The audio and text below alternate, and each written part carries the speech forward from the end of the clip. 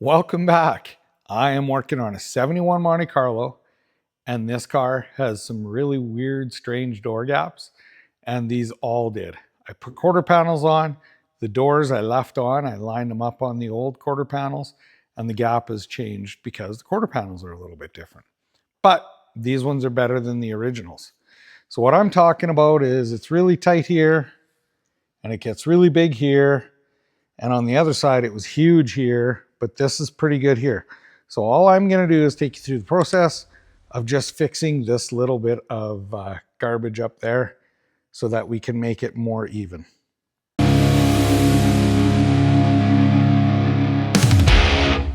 I'll just go over what I did on this side and we can look on the inside as well. So right in here, I added just over a 1/4 inch of material in here. And then I added a strip on the back. So originally what I did is I took and I sliced with a body saw. I sliced this out over to the corner. And so it ended up looking like a V here. And then I took this piece of metal, moved it out, filled this gap with another piece of metal. And then on this side, let me just undo this door. I'll be back. And then on the inside here, you can see there's a bit of a line, and it went all the way down into here. But this was about a 1/4 inch added onto the back of the door. So if you have to add onto the back of the door, what I did is I took a caliper and measured the thickness of this door here, and it was about 1/8 inch. So I took and I tacked on a piece of 1/8 inch material on the flat right here. I contoured it to the door, tacked it all on, and I just made it really big. Then I welded inside and outside, and I cut it off using the contour of this. Okay, so on the other side, I don't have to do this. Actually, I might. We'll take a look at what it looks like. But basically, I just took, you can see that's actually where it started right there. There's a little bit of a weld mark. So I added from here to here a strip of metal. It was a 1/4 inch up here, and it tapered all the way down to right here. And so this door gap before, I could have put this felt marker right inside. So I'll get into doing the other side. I'll cut it apart and I will show you the process.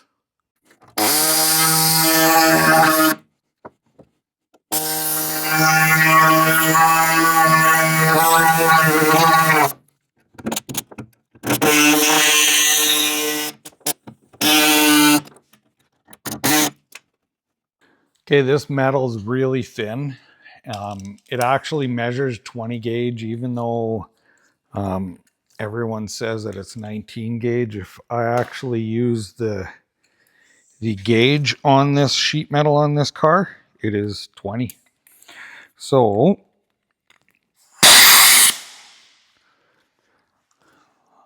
what you want to do is, I've cut this with the little body saw, but it has burrs on it. So the reason I'm worried about the thickness of the metal is I want to take and make sure that I can knock off all of the burrs that are left on this so that I can get it perfectly flat. So you want to not be very aggressive on this when you clean it up.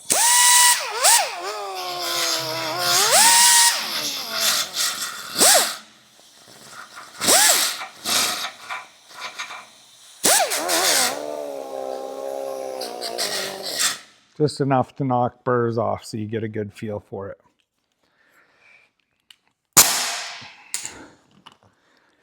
Now, if I was doing the entire door gap here, I would have all of the body together and everything bolted on where it needs to be. But this door gap going through this door is not even, and we're not correcting it 100%. So what I've done is I took at the top end here, and I'm gonna kind of take a bit of an average. So it's looser here, it's loose here, it's very tight down there. So this is the biggest gap. This we got fairly tight. So I've already lined this up roughly to be about where that is. So I can see here I'm going to have to put a little bit on the back of the door, which is going to be fairly easy. And I have to line this top end up here, which I'll show you what I do with a magnet to do that. Okay, we know we got the burrs off this. This is going to be relatively flat. So I take these magnets, they're cheap, whatever, and I just face this to make sure it's really flat. And then when I put this on here, I know when there's no burrs. I'll be right back again. I gotta undo this. All right, I know now because this surface is flat. I have it on the edge, nice and even, that this is gonna be totally flat, and it is completely even. Okay, what I wanna do is I wanna pin this corner down, tack it in here decent so that this will be held level. Now on this job, I'm going to be using, this is a 332 filler rod, so pretty big filler rod. I'm just going to put it in there and tack it in. I'm using 3 different filler rods on this job. I'm going to be using an 035, I'm going to be using a 16th and a 332, and I'll show you how and why I do that.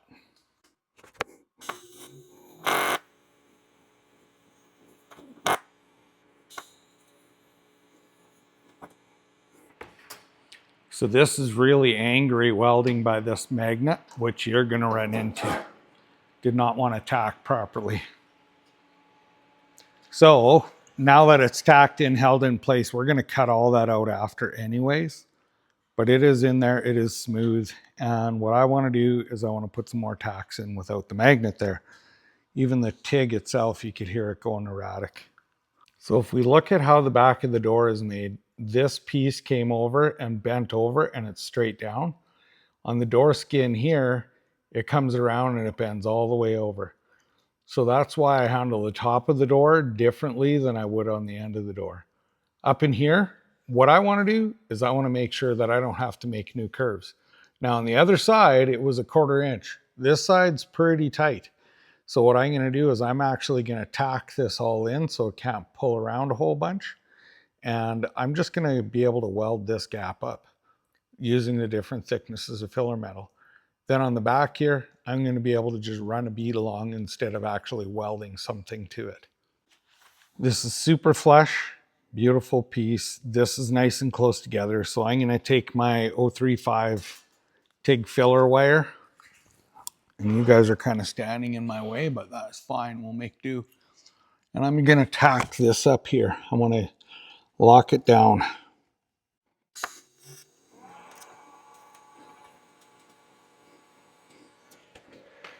So nice little tack there.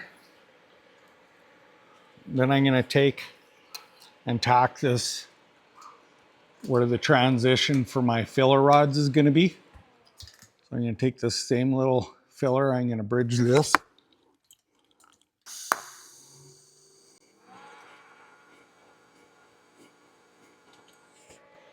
And then I'll do a transition down here again. So this is going to be one filler because it's small. This will be the next filler.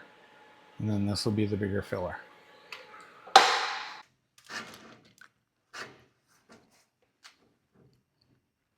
I can probably just get away with 2 fillers there.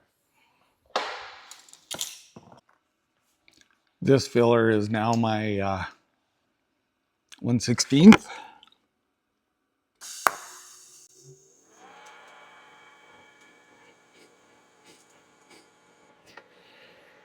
Okay. So now I'm going to save you looking at bright lights the whole time.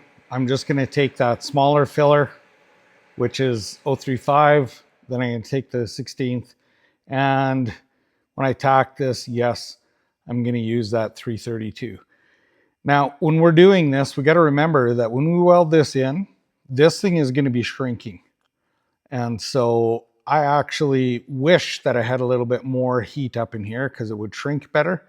So I'm just going to take a little bit more time welding that one and it should shrink. Now, like I said before, we're not being uber particular. So this gap is going to be tighter here than here, which on all these Monte Carlos it was. So I'll get this welded out, then we'll take a look at it. So the less heat input, the better. So as low and small a weld as I could get on there is what's on there now. And as you can see, I'm going to have to just throw a little bit of weld in here to even probably from there to there out. So all I'm going to do is take that bigger filler rod and I'm going to put a bead on the back of the door here. Okay, I threw a bead on there and most of that's getting taken off. So yeah, it is ugly, but doesn't really matter. First, I'm going to get this edge cleaned up.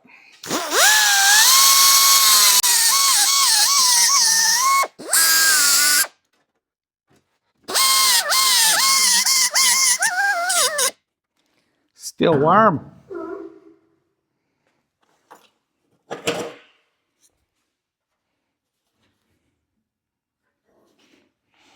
Now, this is folded over. I don't want to grind anything off of this because then I'll end up having that crack out. Well, potential for it, but. So I'm just watching really close the reflection of the light that I don't file into this part here.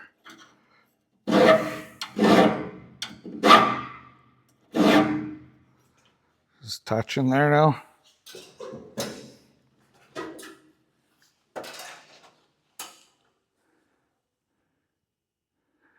Yeah, that looks way better. A little bit more out of that top corner.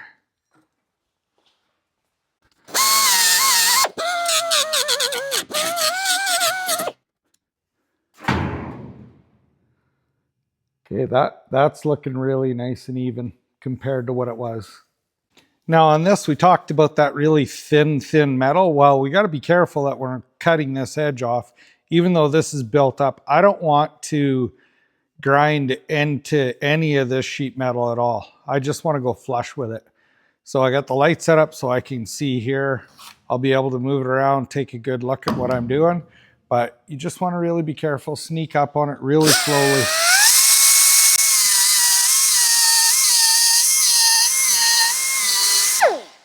Okay, so just touching that edge. I'm going to get at it with a file now.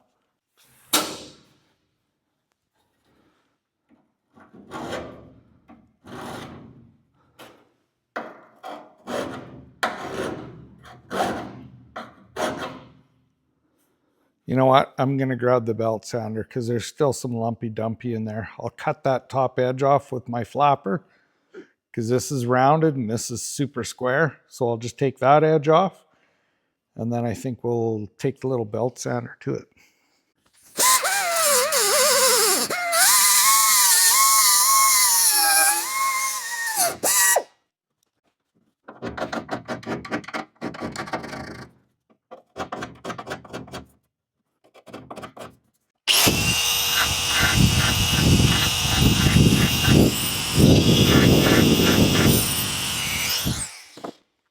Take a look at this when we block sand it out, what it looks like.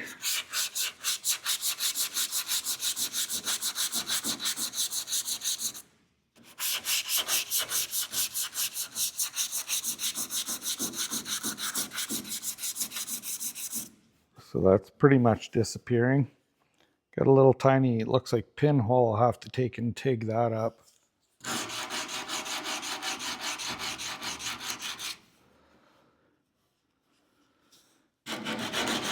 Looking pretty good. So basically the same process is going to happen this entire weld. I'm just going to take and really just grind it off extremely slow. Now, all of this could be done with a MIG, no problem. The only problem with a MIG is you have more heat input, and as well, usually with a MIG, you're going to have a bigger buildup.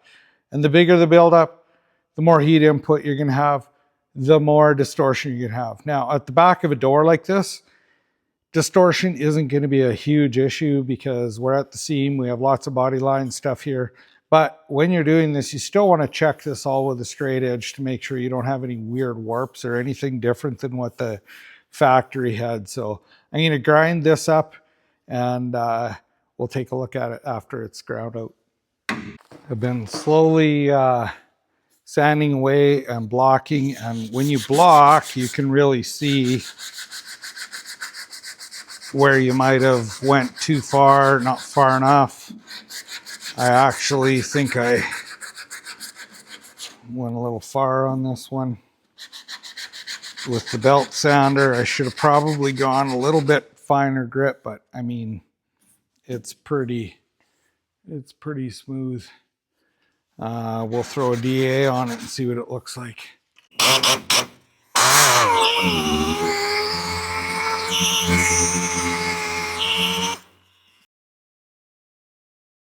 Okay, it matches the other side. This is a little tighter, and this gets out to where it is relatively even for door gap. Now, when this car goes together, this door is obviously going to have to be slid back, but what we've done is made it even. So it doesn't have that funky looking ramp and this big wedge in here.